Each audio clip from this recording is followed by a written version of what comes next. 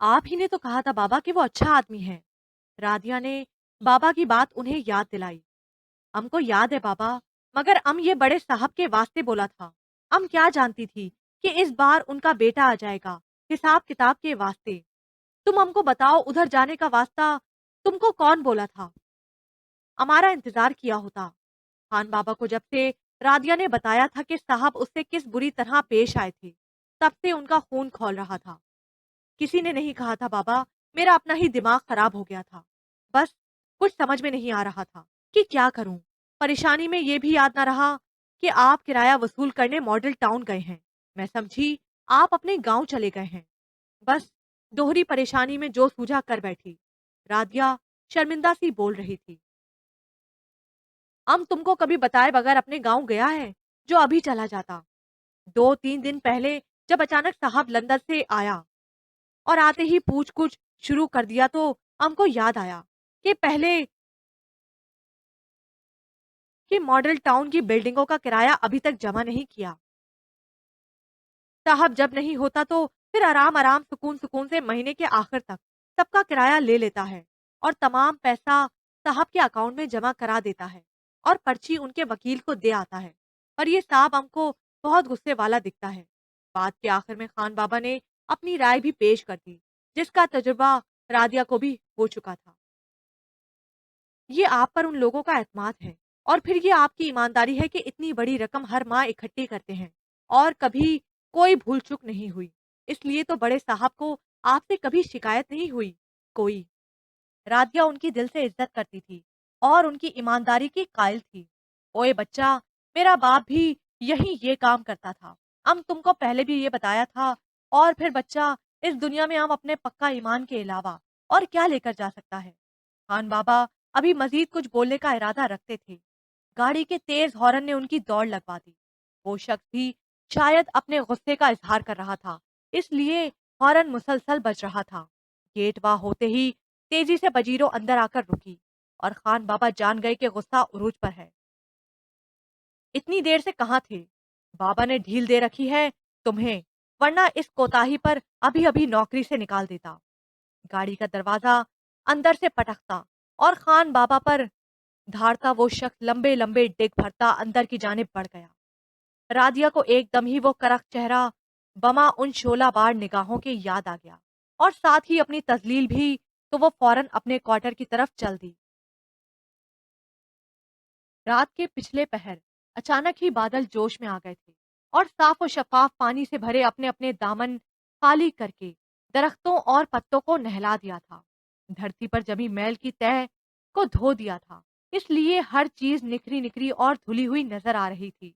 ऐसी साफ सुथरी सुबह कभी कभी ही रामिश सिद्दीकी को देखने को मिलती थी।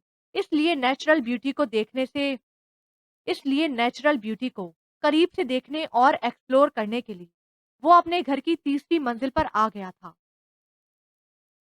इस्लामाबाद की तवील अलकामत चोटियां अपनी माइक्रो दूरबीन की बदौलत रामिश को बिल्कुल अपने करीब दिखाई दे रही थीं। कितनी ही देर वो उन हसीन कुदरती मनाजिर की खूबसूरत को सराहता, हत्ता कि सूरज की रोशनी चार सू फैल गई। तब रामिश थककर करीब रखे काउच पर ढह गया और कितनी ही देर अपने पैक के छोटे छोटे सिप लेता रहा। रामिश का लाइफस्टाइल बिल्कुल मुख्तलिफ था वहां से। यहाँ आते ही सबसे पहले उसने यही काम किया था। क्रिस्टल का खाली गिलास मेज पर रखते हुए दूरबीन थामे घर के अकबी हिस्से की खिड़की के सामने जा खड़ा हुआ। दो सांवले से नाजुक पांव आम से हवाई चप्पल में मुक़य्यद नजर आए तो रामिश चौंक गया। Let's see how she look like. दूरबीन के अत्सों के पीछे उसकी आंखें धीरे धीरे ऊपर की जानिब सफर करने लगी। सफेद शलवार, लूज फिटिंग की हल्के फिरोजी रंग की कमीज से होती रामिश की निगाहें सुराहीदार लंबी गर्दन के छोटे से काले तिल पर लम्हे भर को रुकी, फिर खूबसूरत याकूती लबों पर जमकर रह गईं। वाह! रामिश का अंदाज सताइशी था। गहरी काली उदास आंखें दूरबीन में साफ नजर आ रही थीं। आसमान की जानिब तकते हुए वो आंखें न जाने किन गहरी सोचों में गर्क थीं और कितनी ही देर तक राधिया ने पलकें नहीं झपकी थी। उफ अल्लाह! کیا خوبصورتی ہے! مجھے یاد آ رہا ہے یہ وہی کرایہ دار ہے۔ اس دن تو نہ جانے کس حلیے میں آئی تھی۔ ایک تو اس ملک کے لوگ میری سمجھ سے باہر ہیں، ہر خوبصورت اور اچھی چیز کو چھپا کر رکھتے ہیں، تمام زندگی حفاظت کرتے ہی گزار دیتے ہیں۔ لندن اچھا ہے، کچھ چھپاتے نہیں، خود کو، اپنی فیلنگز کو، محبت کو، نفرت کو دوسروں پر ظاہر کر دیتے ہیں۔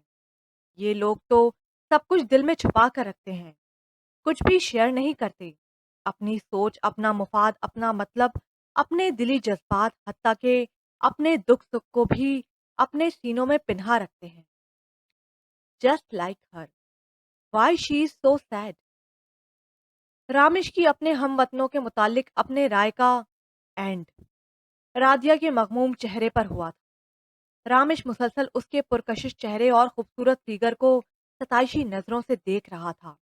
وہ رامش سے بہت زیادہ دور تھی، مگر اس وقت بہت قریب تھی، اتنی قریب کہ دو جھٹکوں کو رامش نے دو جھٹکوں کو سب پانی سے بھرتے ہوئے دیکھا تھا۔ گھنی پلکوں کی جھالر جو تھکی تو گھنی پلکوں کی جھالر جو جھکی تو زائد پانی ننھے ننھے کناروں سے باہر امڑ آیا۔ نہ جانے کیا ہوا کہ اس نے تیزی سے بھیگی پلکوں کو مسلا اور کپڑے نائلون کی انگلی میں پھیلا کر نیچے اتر گئی۔ وہ اوجھل ہو چکی تھی، اس لیے رامش کا وہاں کھڑا رہنا فضول تھا۔ اس کا دلکش و حسین سراپا نگاہوں میں فکس ہو کر رہ گیا تھا۔ سنا ہے سانولا حسن نمکین ہوتا ہے، جو ادا، خوبصورتی اور کشش اس حسن میں ہوتی ہے وہ گورے رنگ و روپ میں نہیں ہوتی۔ It's all she is extremely attractive. لیکن اسے دکھ کیا ہے؟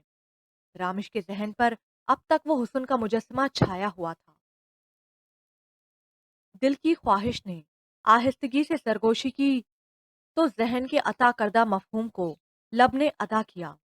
رامش آفندی، رامش آفندی نے جو چاہا ہمیشہ حاصل کیا، اپنے جذبات اور خواہشات کو اخلاقیات کی بھیٹ نہیں چڑھایا۔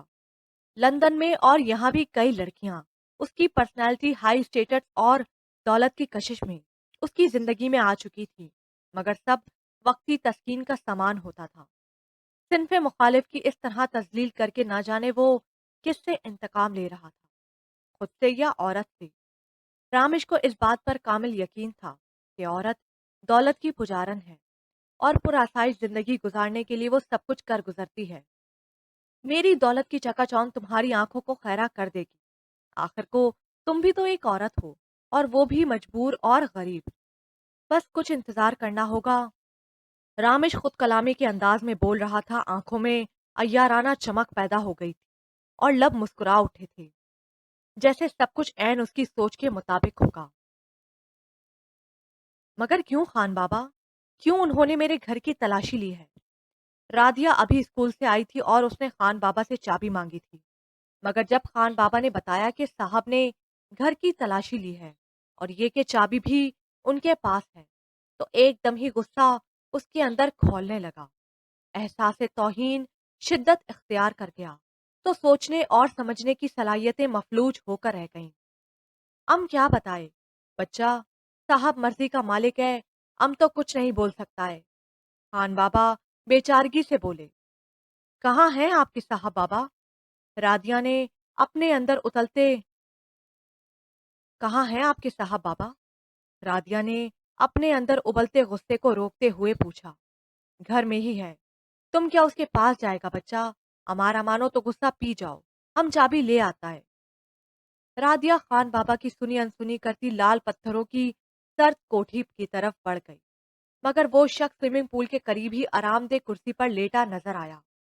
کس نے حق دیا ہے آپ کو کہ بغیر اجازت کسی کے گھر میں گھس جائیں؟ کیا سمجھتے ہیں آپ خود کو؟ رادیا سلملاتے ہوئے بولی۔ بغیر اجازت تو تم بھی ہماری پرائیویٹ جگہ پر آ گئی ہو۔ رامش نے اٹھنا مناسب نہ سمجھا، بس اپنے سر کو خفیف سی حرکت دی تاکہ سامنے موجود پری پیکر اس کی آنکھوں کی زد میں آ جائے۔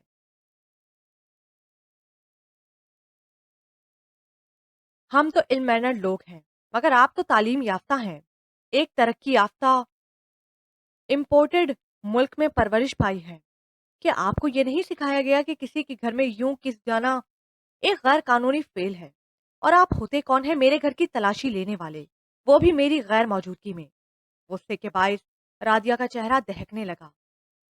Very simple answer, I am the honour of all the property, और मेरा फर्ज बनता है कि मैं अपनी प्रॉपर्टी की सही तरीके से देखभाल करूं। और फिर यहाँ के लोग बहुत शातिर हैं, अंदर ही अंदर ना जाने क्या चक्कर चलाते हैं, जो नजर आते हैं वो होते हैं। इसलिए मैंने यहीं से आगाज किया कि देखूं यहाँ तो कोई गलत काम नहीं हो रहा। रामेश हूस उसी अंदाज में नीम दराज पुरसुकून सा बगैर किसी शर्मिंदगी के तलाशी लेने की वजह बता रहा था। What do you mean? क्या मतलब है तुम्हारा इस बात से? देखो मिस्टर, हो गए तुम साहब जायदाद और लैंडलॉर्ड, मगर मैं सिर्फ इतना जानती हूँ कि तुमने मुझे पनाह नहीं दे रखी, और ना ही मैं तुम्हारे टुकड़ों पर पल रही हूँ, और ना मैं तुम्हारा दिया हुआ खाती हूँ। मैं जिस घर में रह रही हूँ बाकायदा माहाना किराया अदा करती हूँ। अगर तुम्हें प्रॉपर्टी का ख्याल आ ही गया है तो चेक करने की शर्त पहले तय करनी चाहिए थी। इतने महीनों बाद तुम चले आए हो अपनी प्रॉपर्टी की केयर करने, तो करते फिरो, मगर मैं तुम्हें ये मनमानी नहीं करने दूंगी। मुफ्त में नहीं रह रही मैं। जिस तरह चाहें हम रहेंगे, अपनी मर्जी और आजादी से। रहने के पैसे देते हैं हम। उसके क्वार्टर के अंदर पहुंचते ही जब्त का दामन हाथ से छूट गया, और वो तन्हा ज़ारो कतार रोती रही अपनी कम मायगी और बेइज्जती पर। उफ या खुदा, बस कर, मुझ पर रहम कर। मेरी हैसियत एक रास्ते के पत्थर की तरह हो गई है कि हर कोई मुझे जलील करने पर आमादा है। माफ कर दे मेरी खता। दूसरों पर कीचड़ उछालने से पहले अपने गिरेबान में क्यों नहीं झांकते ये लोग? ऐसे लोगों को तो क्यों सजा नहीं देता जो दूसरों की दिल आजारी का बायस बनते हैं? जलील, कमीना शख्स, खुद तो बदकिरदार और इखलाकियात से आरी है, दूसरों को भी ऐसा ही समझता है। कैसे देख रहा था जैसे मेरी बेहिसी और गुर्बत का मजाक उड़ा रहा हो। खुदा गारत करे तुम्हें, डूब जाए तुम्हारी सारी दौलत, कौड़ी कौड़ी को तुम तरसो। खुदा से मगफरत तलब करने के बाद राधिया अपने दिल का गुबार निकालने के लिए रामिश को कोसने देना शुरू हो गई थी। ओए तुम सो गया है क्या बच्चा? खान बाबा बाहर खड़े पूछ रहे थे। राधिया ने फौरन चेहरे पर पानी के छपाके मारे और बाहर निकल आई। जी बाबा। राधिया दुपट्टा सर पर जमाते हुए बोली। ओए बच्चा, क्या हुआ? साहब क्या बोला? तुमको ज्यादा परेशान तो नहीं किया? खान बाबा मुतफक्किर से पूछ रहे थे। नहीं बाबा, सब ठीक है। मुझे आपको बता देना याद नहीं रहा, मिसेस लुबना अंसारी की बेटी की सालगिरह थी। वो फेरी को साथ ही ले गई हैं, शाम तक छोड़ जाएंगी। आप जरा ख्याल रखिएगा। राधिया जानबूझकर सब कुछ छुपा गई। जानती थी कि बाबा को दुख होगा। वे बच्चा फेरी हमको सुबह जाते वक्त बता कर गई थी कि शाम में उसकी सहेली का सालगिरह है। तुम फिक्र मत करो, अम उधर दरवाजे पर ही तो बैठा है। अच्छा, अम चलती है। साहब के गुस्से को तो तुम जानती है। खान बाबा डंडा थामे गेट की जाने बढ़ गए। सिर्फ गुस्सा ही नहीं, उसकी जहनियत भी जान गई हूं आज। रादिया हकारत से बड़बड़ाई। उफ या खुदा, बस कर, मुझ पर रहम कर।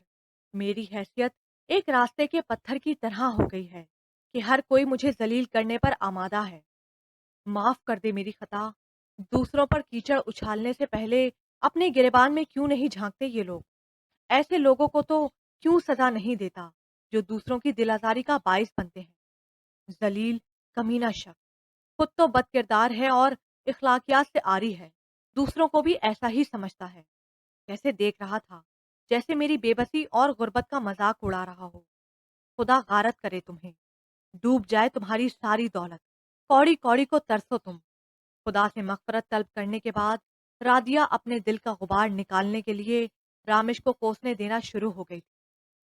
ओए, तुम सो गया है क्या बच्चा? खान बाबा बाहर खड़े पूछ रहे थे। रादिया ने फौरन चेहरे पर पानी के छपाके मारे और बाहर निकल आई। जी बाबा। रादिया दुपट्टा सर पर जमाते हुए बोली। ओए बच्चा, क्या हुआ? साहब क्या बोला? तुमको ज्यादा परेशान तो नहीं किया? खान बाबा मुतफक्किर से पूछ रहे थे। नहीं बाबा, सब ठीक है। मुझे आपको बताना याद नहीं रहा, मिसेस लुबना अंसारी की बेटी की। क्या बात है, बहुत चहक रही हो आज।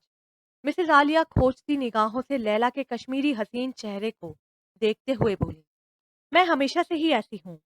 हाँ, आपने आज नोट किया है। लैला शोख अंदाज में बोली, मगर आज तो तुम्हारे पैर जमीन पर नहीं लग रहे। मिसेज आलिया की आदत थी टो लेने की। लगता है कोई नई दोस्ती हुई है। नई दोस्ती का नशा भी नया ही होता है, जो तुम्हारी एक एक अदा से झलक रहा है। मिस फायजा साफ लैला पर चोट कर रही थी, मगर लैला तो चौकन्ना खड़ा थी। मजाल है जो उस पर किसी बात का असर होता। भाई अपनी अपनी नेचर और आदत है। अब मैं तुम लोगों की तरह बोर और मुस्तकिल पसंद नहीं हूं, तो क्या करूं? सालों से तुम लोग एक दूसरे की शक्लें देखकर उकताई नहीं। नई दोस्तियां होती हैं तो नई बातें होती हैं और नई दिलचस्पियां पैदा होती हैं। मगर तुम लोग कहाँ ये सब समझोगी?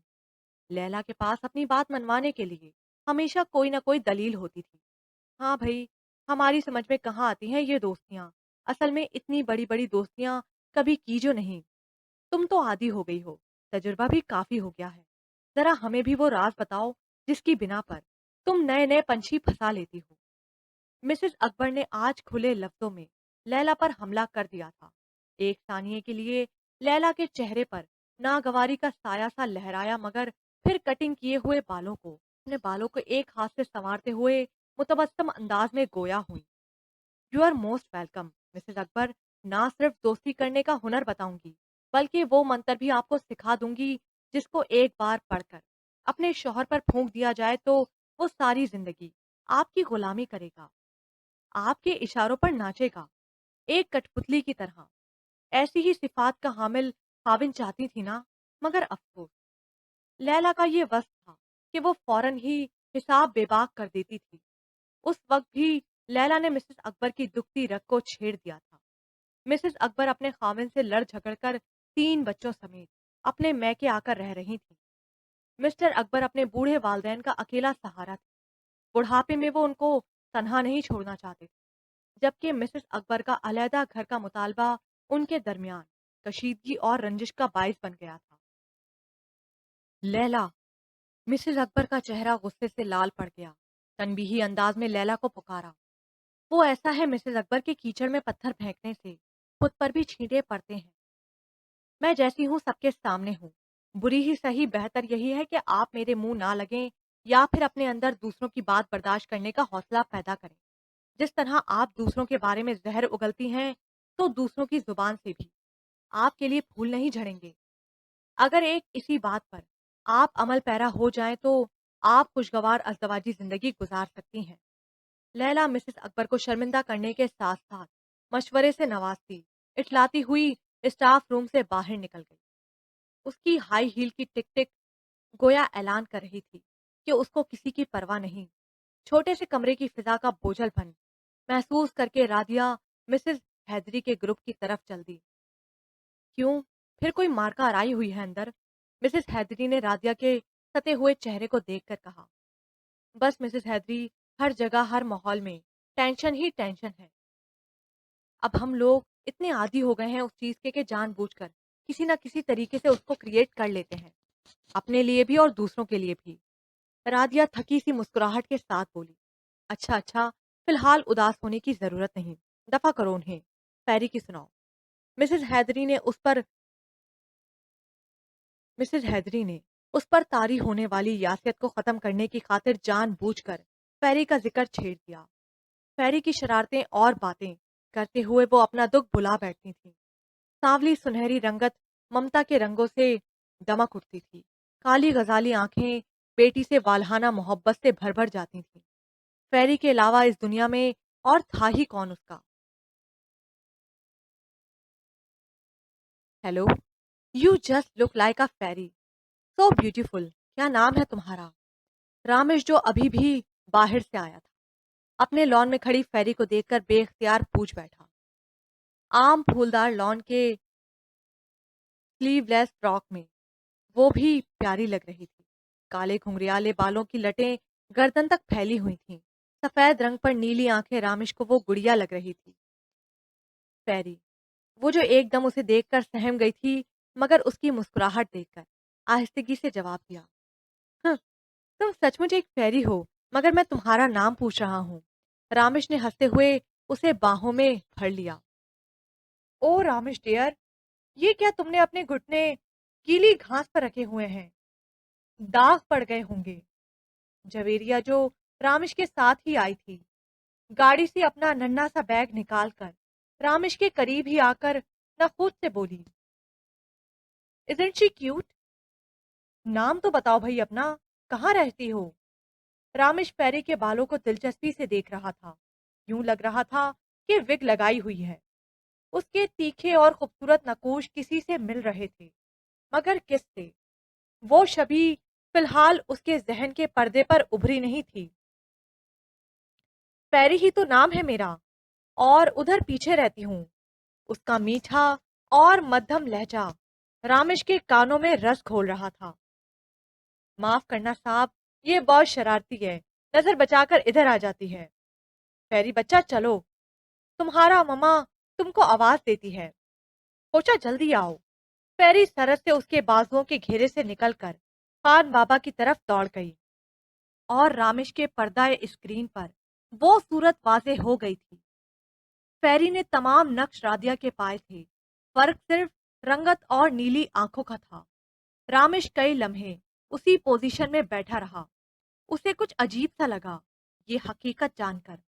اپنی اس کیفیت کو وہ خود کوئی نام نہیں دے پا رہا تھا، جو سر تاپا ایک قیامت تھی، حسن و رانائی کا مکمل مجسمہ تھی۔ اس کا پرکشش سراپا ذہن میں ابھرا تو اسے پانے کی لگن بھی بیدار ہو گئی۔ کم آن رامش، اگر وہ بچی خوبصورت تھی تو پھر تم مجھے کس لقب سے نوازو گے؟ جویریا نے زو معنے بات کرنے کے ساتھ ہی شریر تبسم بکھراتے ہوئے دائیں آنکھ دبائی۔ تم اپنے اور میرے لیے کافی بناؤ، میں آتا ہوں۔ رامش فی الحال تنہائی چاہتا تھا تو جویریا کو بھیج دیا۔ لاشعوری طور پر وہ جویریا کا موازنہ رادیا سے کرنے لگا۔ جویریا ٹی شرٹ اور جینس میں بہت نمایاں ہو رہی تھی۔ تراشیدہ ہیئر اسٹائل اور فل میک اپ میں بھی رامش کو اس کے چہرے میں وہ کشش اور دلکشی نظر نہیں آئی جو اس سانولی سلونی صورت میں تھی۔ سادہ سے لباس میں بھی وہ کتنی بھلی اور اٹریکٹیو لگ رہی تھی۔ یک لخت رامش کا دل چاہا کہ وہ جویریا کو یہاں سے چلے جانے کا کہہ دے، مگر آج کی رات کو حسین بنانے کے لیے رامش نے خود اس کا انتخاب کیا تھا۔ لیکن اب یہ اچانک بیزاری اور جھنجھلاہٹ اس کی سمجھ سے باہر تھا۔ جو ہیل ود ہر، رامش اس کے خیال کو جھٹکتا اندر بڑھ گیا۔ وہ جو سامنے والا کوٹی خالی تھا، اس میں نیا لوگ آ گیا ہے۔ خان بابا رادیا کو نئی اطلاع پہنچا رہے تھے۔ اچھا، یہ تو اچھا ہوا۔ بابا، فیملی ہے یا؟ رادیا جو کاپیاں چیک کر رہی تھی اپنے مطلب کی بات پوچھ بیٹھی، کیونکہ وہ کوٹھی بالکل سامنے تھی۔ پہلے جو کرایہ دار تھے ان کے بھائی ہمیشہ ہی دروازے پر کھڑے رہتے تھے۔ فیملی ہے بچہ، فیملی، میاں بیوی ہے اور 3 بچے ہیں۔ ایک ہمارا فیری سے تو توڑا بڑا ہے۔ خان بابا تمام معلومات جمع کر چکے تھے۔ یہ تو بہت ہی اچھی خبر ہے بابا۔ آپ میرے بات ذرا فیری کا دھیان رکھیے گا، باہر نہ نکل جائے۔ بچے جلدی آپس میں گھل مل جاتے ہیں، ایسا نہ ہو سارا دن ان کے گھر رہے۔ رادیا جو فیملی کا سن کر مطمئن ہو گئی تھی، اسے دوسری فکر نے آ گھیرا تھا۔ وہ ام اس پر کڑی نظر رکھتا ہے۔ خان بابا اترا کر بولے، بہت رکھتے ہیں نظر اس پر، اس لیے تو وہ اس طرف چلی جاتی ہے، اور آپ کو تب خبر ہوتی ہے جب میں بتاتی ہوں یا پھر خود فیری۔ رادیا خفیف سی مسکراہٹ لبوں پر لا کر بولی، اوئے بچہ، ہم سب جانتا ہے، اے فیری گھر کے اندر ہی ہوتا ہے، اس لیے ہم کو کوئی فکر پریشانی نہیں ہوتا۔ ویسے بھی بچہ کا فطرت ہوتا ہے، جس کام سے منع کیا جائے وہ ضرور کرتا ہے، اس میں تجسس پیدا ہو جاتا ہے۔ ہمارا فیری بھی ادھر سوئمنگ پول کا پانی دیکھنے کے واسطے جاتا ہے۔ صاحب ایک چھوٹا سا کتے کا بچہ لایا ہے کل۔ خان بابا آج فرصت سے بیٹھے ہوئے تھے۔ بابا، آج بڑے آرام و سکون سے یہاں بیٹھے ہوئے ہیں، آپ کے وہ حلیم الطاوا صاحب واپس چلے گئے ہیں کیا؟ رادیا نے مسکراتے ہوئے جان بوجھ کر رامش کی شخصیت کے لیے متضاد لفظ استعمال کیا۔ خان نہ جانے کہاں چلا جاتا ہے۔ بھاری آواز میں پکارنے کے بعد غصے کی بڑبڑاہٹ تک सुनाई दे गई थी। ओए खोशा, मरवा दिया हमको। हमारी खानम का नाम लेती तो हम उस वक्त खान बाबा एकदम ही हड़बड़ा गए और बेक वक्त चप्पलों में पांव घुसाने के बाद सर पर अपनी पगड़ी जमाते हुए बोले। राधिया जो दिल खोलकर मुस्कुरा रही थी, दरमियानी लॉन के आखिर में इस्तेकाक से खड़े उस शख्स को देखते ही फौरन संजीदा हो गई। होंठ भींच गए और माथे पर दो लाइनें उभर गईं, जो उस शख्स की यहाँ मौजूदगी पर नापसंदीदगी का इजहार थी। Uncle, hello uncle. पैरी अचानक ही दाईं तरफ से निकलकर रामिश की तरफ भागी। हेलो माय डॉल, कैसी हो तुम? रामिश ने झुककर उसे उठा लिया। रामिश के नर्म लहजे पर राधिया हैरान सी रह गई। जी साहब, आपने सुबह बोला था कि आज कहीं नहीं जाना, इसलिए हम उधर लेट गया। बाबा अपनी सफाई पेश करने लगे। याद है मुझे, अब मैं कह रहा हूं कि जाकर गेट खोलो। रामिश फिर अपने तहमकाना अंदाज में बोला। जी साहब। तो तुम यहाँ रहती हो? मुझसे मिलने क्यों नहीं आई तुम? रामिश पैरी के गाल चूमता हुआ पूछ रहा था और प्यार भरा ये अंदाज राधिया को परेशान कर गया, मगर फिर भी सर झुकाए अपने काम में मगन रही। मामा मना करती हैं, कहती हैं उधर वोल्फ रहता है। पैरी ने अपनी नीली आंखों को फैलाकर अपने खौफ का इजहार किया, जैसे उसके दिमाग में बिठा दिया गया था कि वोल्फ बहुत खतरनाक जानवर है। हाँ, वोल्फ। रामिश लफ्ज को रामिश लफ्ज को दोहराते हुए हंस पड़ा, फिर एक नजर अपने काम में मसरूफ राधिया पर डालकर गोया हुआ। उधर कोई वोल्फ नहीं रहता। आइए, आपकी मामा से पूछते हैं कि उन्होंने झूठ क्यों बोला। हेलो। सुना है मशरिक में लोग बहुत मिलनसार और बामुरब्बत होते हैं कि घर आए दुश्मन को भी खुदा का मेहमान समझते हैं और सलाम का जवाब तो काफिर को भी दिया जाता है। एम आई राइट? रामिश को मजबूरन ये कहना पड़ा, क्योंकि उसके हेलो पर भी उसका सर हूंस झुका रहा था। हेलो, राधिया ने ना चाहते हुए भी सपाट चेहरे और सर्द आवाज के साथ कहा, क्योंकि वो जानती थी कि अगर उसने हेलो ना कहा तो फेरी हजार सवाल करके उसका दिमाग खा जाएगी। तो ये तुम्हारी मामा है, लिटिल फेरी। जैसी माँ वैसी बेटी, ब्यूटीफुल एंड एडमायरेबल। रामिश ने एक तौसीफी निगाह उसके बरहम चेहरे पर डाली। रामिश के होंठों पर उस वक्त तबस्सुम बिखर गया जब राधिया ने उसे कड़ी नजर से देखा, मगर जुबान से कुछ ना कहा, बस कॉफी उठाकर अपने क्वार्टर के अंदर चली गई। मेरी समझ में नहीं आता कि हर हसीन औरत मगरूर क्यों होती है। रामिश जेरे लब बड़बड़ाया और फिर पैरी की पेशानी चूमकर मसरूर सा बोला, तुम्हारी दोस्ती मेरे बहुत काम आएगी। तुम जब आओगी मेरे घर तो मिलकर कार्टून देखेंगे। Okay, bye now. रामिश के शातिर दिमाग में अभी अभी एक नई सोच पैदा हुई थी। वो एक कामयाब बिजनेसमैन था। अपना मकसद हासिल करने के लिए जायज और नाजायज तरीके इस्तेमाल करना बाखूबी जानता था। अपनी मंजिल को पाने के लिए वो फेरी को जीना बनाना चाह रहा था। सीढ़ी पर पहला कदम उसने जमा भी लिया था, फेरी से दोस्ती की सूरत में। औलाद तो औरत की कमजोरी होती है और मैं तुम्हारी नमकीनी को चखने और निस्वानियत का वकार तोड़ने के लिए इसी कमजोरी को इस्तेमाल करूंगा। रामिश अपने अय्याराना प्लान के मुतालिक सोचकर रिलैक्स हो गया कि जल्द ही ये अहम काम निबट जाएगा जिसके लिए वो अब तक यहाँ रुका हुआ था। मगर ऐसा कौन सा अहम काम है जिसका मुझे इल्म नहीं? अव्वल तो तुम यहाँ से जाने पर रजामंद न थे और अब वहां से आने का नाम नहीं ले रहे। रामिश आफंदी के पापा अकबर आफंदी बेताब से मोबाइल पर अपने बेटे से बास पुर्स कर रहे थे। वो अपने बेटे की आदतों से वाकिफ थे। जहां वो पूरा दिन अपने बिजनेस को देता था, तो शाम का सारा वक्त अपनी जात के लिए वक्फ कर रखा था। तंद और उखड़ मिजाज और गुस्सीली तबीयत के बायस अकबर आफंदी ने भी उसको उसके हाल पर छोड़ दिया था। शुरू शुरू की रोक टोक पर रामिश आफंदी ने अलहदा फ्लैट ले लिया था, जहां वो अपनी मर्जी के मुताबिक जिंदगी गुजारता था। तब अकबर आफंदी ने खामोशी में ही आफियत जानी कि परदेश में वही तो उनका एक सहारा था। Leave this topic. ऑफिस का काम कैसा चल रहा है? एक नया कॉन्ट्रैक्ट हमें मिलने वाला था, उसका क्या बना? रामेश ने ऑफिस के हालात जानना चाहे। पता नहीं इतना ज्यादा काम तुम कैसे हैंडल कर लेते हो। वो कॉन्ट्रैक्ट शायद हमें नहीं मिला। अकबर अफंदी कुछ हिचकिचा कर बोले।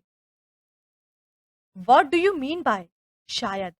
कम ऑन पापा, एक वक्त था जब आप भी इस तरह का बिजनेस चलाया करते थे, और अब आपको इस बात का भी यकीन नहीं है कि वो कॉन्ट्रैक्ट हमें मिला है या नहीं।